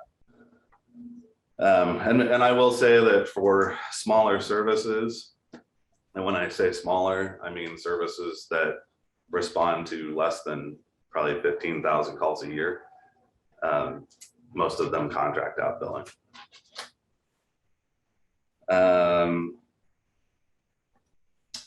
I would suggest too that you arrange for your director to take the Medicare CADS course, which is the Certified Ambulance Documentation Specialist. Even if you outsource your billing, it's not uncommon for the EMS director to be the first step in the billing process to review that the charts are complete and accurate, that they have the appropriate forms. The most common reason that an ambulance charge gets denied is because the proper signatures haven't been obtained from the patients or the physician or whatever. The CADS course helps to ensure that they understand what the billing requirements are and what they need to do with that. But that, again, that's an optional thing, but it's just something I would strongly recommend. Chapter 132, which are those rules that I sent you. It sounds like you guys are already reviewing those and looking at those quite a bit, but you know, those necessary protocols and policies that are required within that, you want to have those in place. We already talked about the medical director. You'll have to make a decision on how you're going to do pharmacy, whether or not you're going to contract with a pharmacy or if the medical director is going to be the pharmacist sort. The difference is basically who owns and who's responsible for the medications. So if you do a pharmacy-based agreement, the pharmacy sort of accepts that responsibility. If you do a medical director-based agreement, the medical director is responsible for those drugs, and that's going to be something that you'll have to consider. Along that same line, you'll have to apply for a Controlled Substances Act registration, assuming you're going to be a full paramedic authorized service and carry controlled substances for pain control and sedation. You have to do that with the Iowa Board of Pharmacy, and it's a separate registration. You'll want to ensure that your ambulances have a current. Hey Jacob, can I ask you a question? I'm sorry. Do you have any idea how long that takes? I'm just curious. I mean, upon the position and all those other things. So from what I've heard, it's pretty quick. Okay. It's been a big deal and we've brought it up. It was never something that we looked at or required because we don't regulate the drugs other than the pharmacy program. Right. But the Board of Pharmacy started doing some random audits and realized that there were a number of services in the state that didn't have CSA registrations. And so they sent letters to them to say, not punitive, but saying, please take care of this. And from what I've heard, it's within 30 days that those come back. Okay, thank you. I think it's $110 fee to apply for the registration. Okay. And if they're pharmacy based, the pharmacist is usually the one that's taking care of it. But if not, it'll be the medical director. Thank you. You want to make sure that your ambulances have current DOT inspections. That's been a requirement since January 1st of last year. I don't know. Does that matter whether they're private or public? No, it's any ambulance used to transport patients has to have an annual DOT inspection. So you'll have to have proof of that, either through a sticker that's been placed in the door seal of the chassis, or you have to have a copy of the actual inspection on file. And Fessler's can do that. And then develop your process for staff credentialing and quality assurance, which is part of that continuous quality improvement policy that's referenced in chapter 132. As far as making an application to us for an authorization level, and this is again assuming you want to go live October 1st, I would suggest making that application by mid-August. We're going to look at what you have for documentation, make sure it's in compliance with 132. We'll make any suggestions of things that need to change to meet requirements, if there's things that don't meet requirements, or if there's anything that's missing. Typically, we won't come do the on-site inspection for the service until all the paperwork is in line and in place. We won't do the on-site inspection either until, in this case, until probably 7 to 10 days before you aim to go operational, because you're going to have all of your drugs, all of your equipment, all of your disposable supplies, because we check that as we would with any other ambulance service to make sure that you have everything that the protocols require to function at the authorization that you're requesting. So we'll do that as close to go live as possible. But I would say if you have that application in by mid-August, that's sufficient time for us to review, make sure that you have the appropriate paperwork and make any necessary adjustments. And my job is to provide technical assistance. If there's things that are missing or things that need to be updated and changed, I work with you guys to do that. And then the last step is going to be hiring your field staff. And I'd probably look at doing that, posting those positions around mid-August. Obviously, you're going to follow your county HR policies for how you do that, developing the job descriptions, posting it, doing the interviews. I would suggest adding a physical assessment test to show that they're physically capable of doing the job as required, as well as a written clinical knowledge test. You'll have to get their uniforms ordered. Obviously, you don't want to order a bunch of uniforms in advance because you don't know appropriate sizes. orient them to how the service is going to function and operate. And I would suggest aiming to have those new employees start, I use the word academy because that's what a lot of services use, but bring them in a couple of weeks before operations start to go over processes and things that you don't think about, like how are we going to fuel the ambulances? Where do you go to get fuel? How do you resupply? Daily operational things, as well as what the expectations are of them as a clinical field provider. And then during the first 90 days, you're going to want to make sure that your director or any of the additional management people that you have a process to really watch closely to make sure that the expectations are being met. That's, I think, one of the, from what I understand of some of the struggles they had in Washington County, that was kind of one of the struggles, was it was kind of a, okay, everybody just go. And there wasn't a lot of follow-up on it. And people develop bad habits. They don't have appropriate oversight and things like that. So you want to avoid that and understand you'll have to make some adjustments as time goes on with that. But those are kind of your 5 steps: is getting your director in, getting your Medicare application submitted, making sure that you understand what the rules are to get a service authorization, make the application to us, and hire your staff. The other thing that I'll add on billing too is I would highly suggest that you go through the process to obtain GEMT funding, or the Ground Emergency Medical Transport funding. It's arduous and it does require some financial input on the front end. But I can tell you, we did it in Henry County, and I know from the study that we did in 2017, your payer mix is very similar here in Jefferson County as far as the number of Medicaid patients that you have. For us, it was about an additional $630,000 in additional Medicaid reimbursement. So Can you I tell would us- not discount that. Tell us more about this. So it's an application that you make through the state Medicaid office, and you have to do some work on the front end of it. You have to show, or like in the case of a new service, you're gonna have to make a guess as to how many calls the ambulance goes out on that you don't transport, whether they refuse transport to the hospital or whether they're canceled before they arrive. You'll have to show the percentage of Medicaid patients, and they apply a formula to that. It's a cost-based formula that sets an additional reimbursement rate, and you get paid that on a quarterly basis throughout the year. And you have to resubmit that report annually. But once it's set up, it's pretty easy to just input the numbers. But there is some money that you pay into the program up front.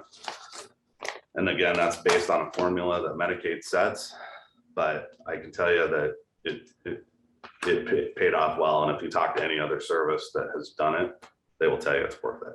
Because like I said, for us, it was $630,000 the first year that we did it. And I'm guessing it's probably higher now because they run about 600 more calls a year than when I was there. So it's one process for all Medicaid payers, correct? It's not Yeah. something they have to individually. yeah, it's not through the individual It's groups, just it's one. through the Medicaid office. So beyond that, I can't tell you too much because I was fortunate in having a CFO at the hospital that did a lot of the work for me, but I did have to compile the reports of like the dry runs, the non-transported runs, which, I had a good records management system, so that wasn't real difficult to get that data. But so that's from our perspective and from, what we know and see in other services that have started, that's kind of what your timeline needs to be. But you guys are doing some footwork in the beginning, but that's why it's really going to be critical to get that director in here as quick as possible so that they can start checking some of those things off. So besides what you were just talking about, is there a credentialing process for that as well as like Medicare? You mean like get a special, like an MPI number? No, your MPI number is used for everything from private insurance to Medicaid to Medicare. But that's your federal authorization that allows you to bill insurance for the roads, which is why it's so important. So I think, Sorry, Frank, go ahead. The MPI number is the same, but I do think you'll have to enroll or what we call credential with each insurance company. Yes, yes, So you'll have, yes. you'll have to send an application to Wellmark, and you'll have to send one to Medicaid, and you'll have to send one to Medicare. Or Humana, or Humana. Yeah, FIA. VA. That's a good point. That's, yeah. you'll have to contract with the individual provider. which is a big process. Yes. We had It's talked about like it. 4 million Yes. insurance companies. Sorry? So there's like 4 million insurance companies. Yes, sir. Yeah, yeah, and you have to kind of identify the ones that are common for your area. Yeah. I mean, that's one of the things that people point to issues with is, you know, if you're not from the local area and you get transported by ambulance, you're probably gonna get, your insurance company will probably deny it because they probably don't have a contract with, you know, an insurance provider in California, if somebody visiting from out of state. But yeah, you'll look at, and I don't want to put the hospital on the spot, but you know, I would probably look at the companies that they're contracted with and say, those are the ones that we want to have initial contracts with. That makes sense. And we can share what we're enrolled with, because those would be the ones most commonly used. There's always the big three, it's Medicare, Medicaid, and Walmart. Everything else is like 10% Mhm. of those, 90% will be those three. And you'll find too that each of those companies operates a little differently. So I reached out currently to 4 outsourced building companies. And I talked to Susie about, we haven't scheduled anybody yet, whether it be a Zoom or in person. One of them was West Bend, some of the others look to be out of state.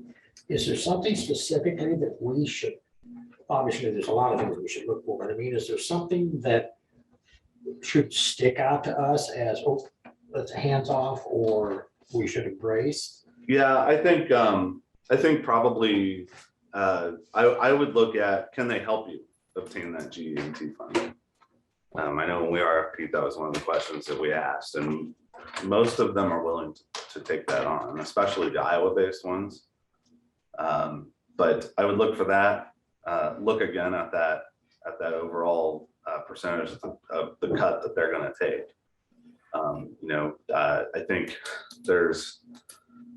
try and get that under 10% if you can. There's some companies that won't go less than 10%, but you can negotiate with them on that. I know when I thought we were doing really good when the company that we contracted with in Henry County got us, I think, 6.5%. We thought we were doing really awesome until I talked to West Des Moines that had the same company that we did, and they got theirs for 4. So, you know, it's. Yeah, Lee County told me that they pay 6% to PCC. Yeah. But I don't know if that's the going rate or if they have a lot larger volume. You know, I'm assuming that has some, that factors into. Yes, and some of that too is the services that they're going to provide. I mean, will they provide you with, like, is there, do they have a program that provides educational opportunities for instance, a big part of what dictates how you get paid is how the individual field staff document their reports. And there's training that can be provided to them to increase reimbursement potential. Do they do that? Will they assist you with, if you're selected for a Medicare audit, will they assist you with that, or is that where they put their hands up and say, no, that's your problem, you figure it out? Will they help you get GMT funding? You know, what other levels of assistance do they provide besides just doing billing? You know, will they help you develop forms? Will they provide you with forms? Do any of them help on collections? Yes, they do. Yeah. It just depends on how aggressive they are. Some will outsource those to outside clearinghouses. Some will do it themselves. But it's a question of, those are certainly things that you want to ask. Because the research I've done, a lot comes up on collections, that's often the challenge. So in Just right out the back door.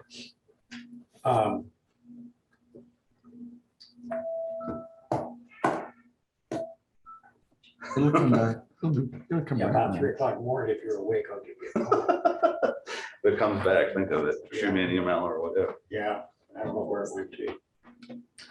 But the county. Oh, software. So does each company potentially have a different software that we would have to deal with? Is there, do you know, is there kind of a uniform? Well, that's a good point too. So the state, since we require data submission, we offer a system called image trend, which is everyone has to submit to that regardless of whether they use a third-party vendor.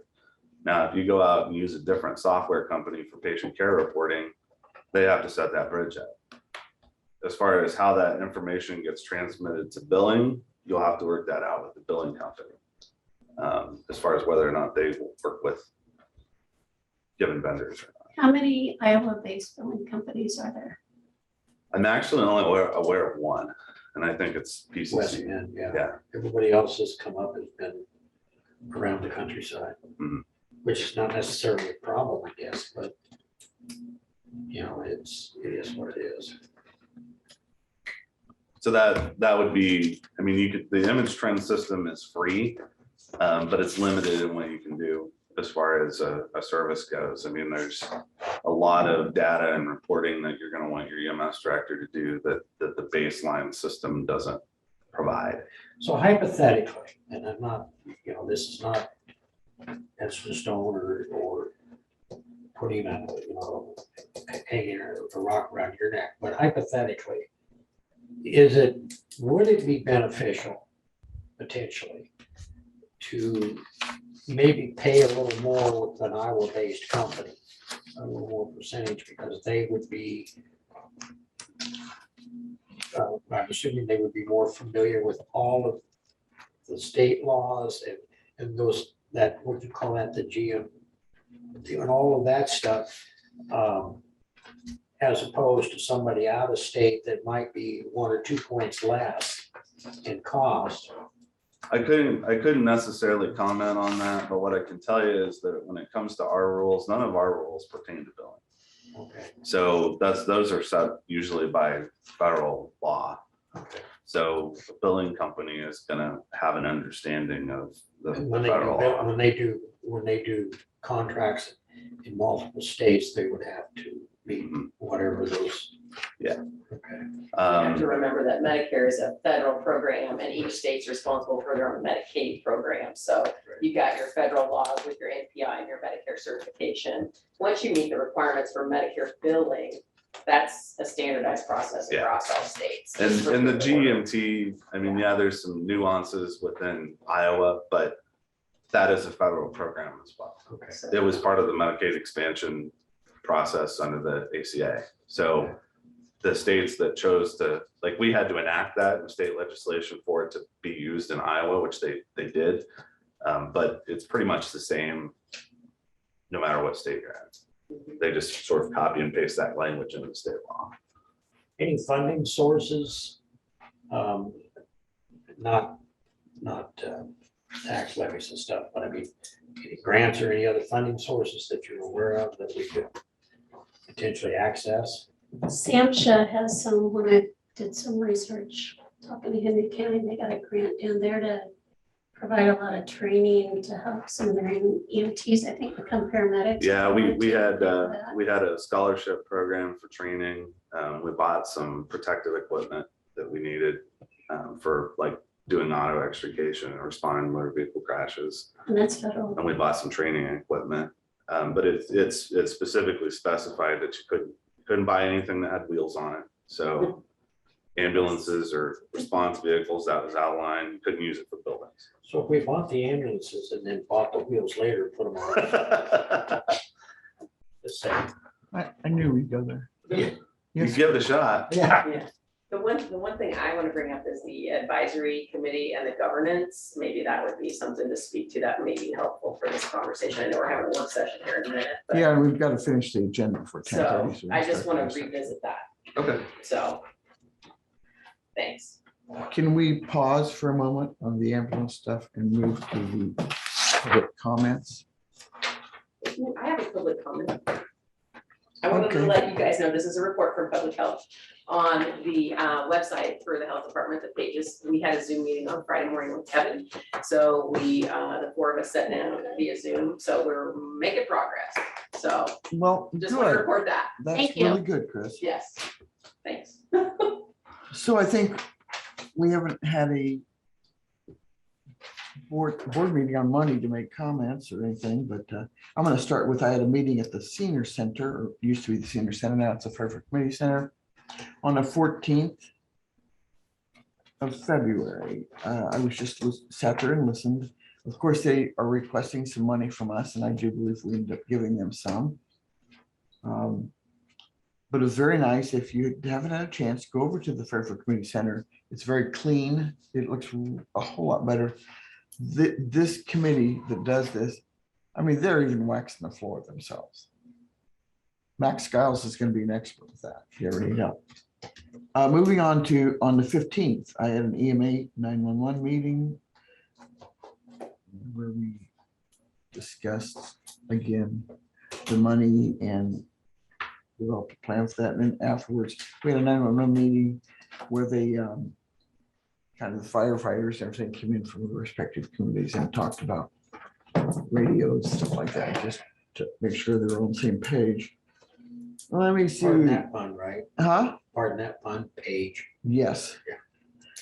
On the 16th, we were at a tabletop exercise, active shooter training at the hospital, which was very entertaining and very worthwhile. So kudos to the young lady, no, not young ladies, to the folks that did that. Thanks, guys. I think you just got thrown under the bus. I'm just saying. I know, always. You didn't hear the thump though, okay? We met with Mike Nolan on the 17th, the architect, and discussed the progress or lack of that progress at the courthouse. And I do believe things have sped up a little bit. We had a department head meeting last Wednesday and discussed various things, including insurance, talked about upcoming activities for kids in the community on the 31st of March. If you guys still want to help me do that, I am open for volunteers.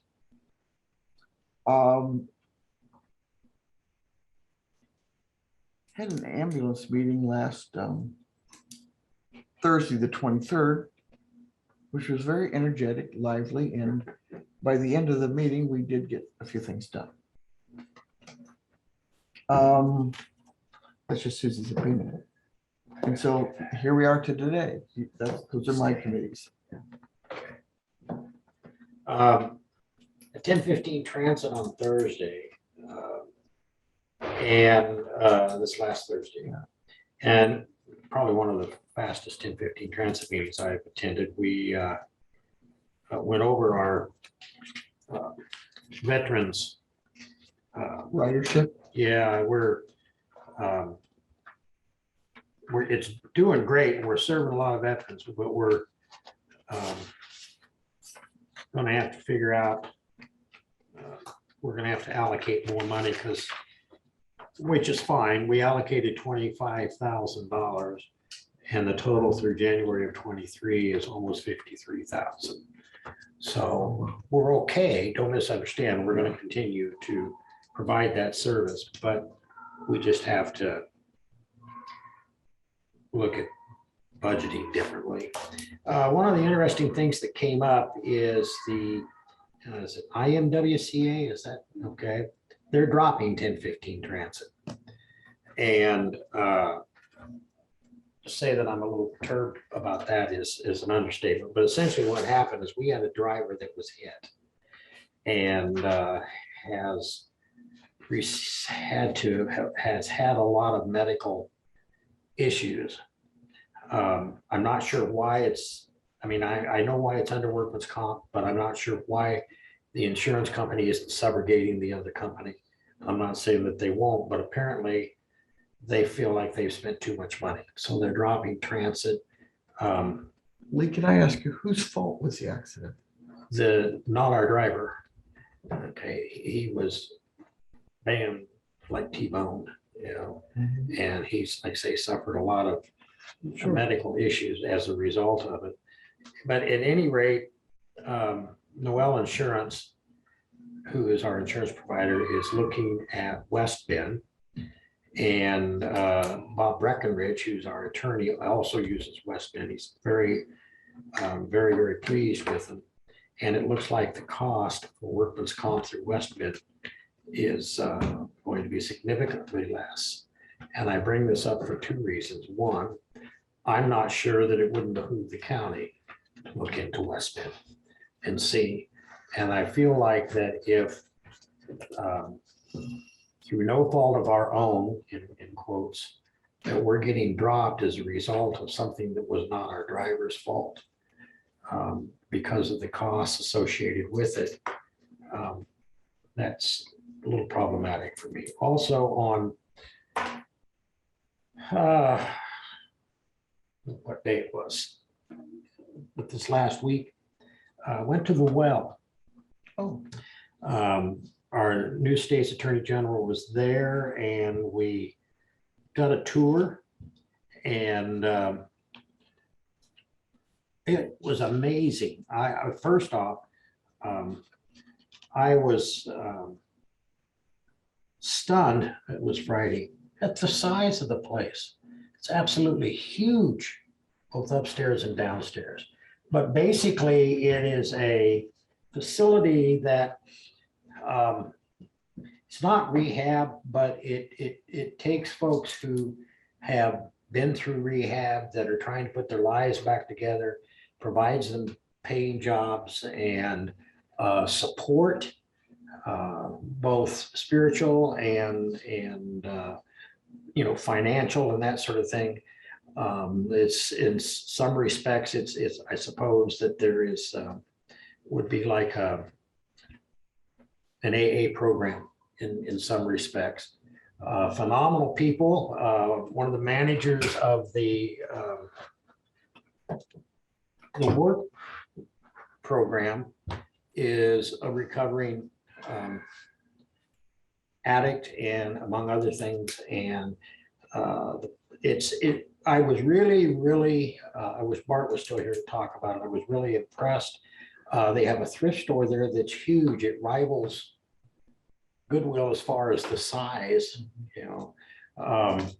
So I was impressed. I would encourage anybody that's interested. Obviously, the folks that are there are professionals, but also volunteers. But I would encourage anybody that's interested just to go out and take a tour and talk to them about the program and stuff. And this is not the only location where the well exists, but I wasn't even aware of what it was until this. So it was a worthwhile trip. So that's what I had. Okay, I'll just add, yeah, more of what Susie talked about. And just thanks everybody that's been involved with the ambulance process. Appreciate your input, and it's a group effort and we're moving forward. Okay. Oh, public comments, my favorite thing. Alrighty. But just a reminder to you guys, we have a safety committee meeting on Wednesday morning Thank you, at Chris. the health department at Thank you. 0900. Okay. We will miss Pat's attendance in the safety meetings. We're trying to figure out what that's gonna look like post Pat's appointment. It'll be just fine. Well, it will be, but it's nice to have an attorney's perspective on the things that we're doing, so. Right. The next item is to allow claims and approve reports. Someone, Second. Moved by Sanford, second by Mr. Dillon. All in favor, signify by saying aye. Aye. Does anybody know, Abby, has the attorney's office or anything said anything about Pat, you know, little cookies and Kool-Aid or something? my guess is they're so busy, they probably don't have time to think about that. Send that to me. So we're gonna pause 2 minutes until somebody has to use the facility. But it's true. Maybe later, but we can continue.